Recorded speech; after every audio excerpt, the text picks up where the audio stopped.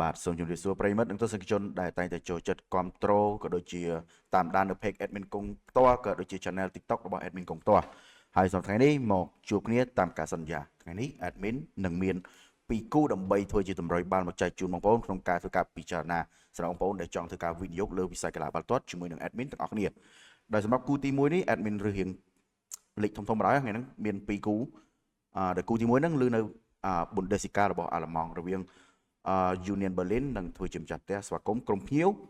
Borussia Mönchengladbach សម្រាប់ក្រុមទាំងពីរមួយរយៈនេះរៀងដណ្ដើមទៅរស់ទាំងពីរហ្មងមិនថាក្រុមម្ចាស់ផ្ទះឬក៏ក្រុមភ្ញៀវទេដោយបច្ចុប្បន្នក្រុមម្ចាស់ផ្ទះសិតនៅលេខរៀងទី13ក្រុមភ្ញៀវសិតនៅលេខរៀងទី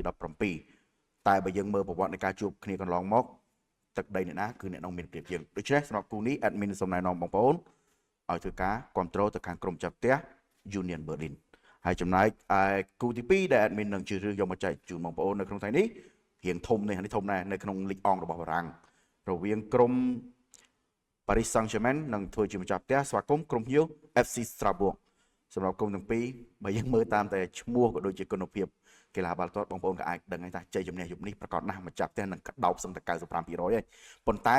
រឿងដាច់វិនិយោគអត់អាហ្នឹងគឺជារឿងមួយតែសម្រាប់ admin នៅតែជឿជាក់ដោយគុណភាពបច្ចុប្បន្នកីឡាករក៏ដូចជា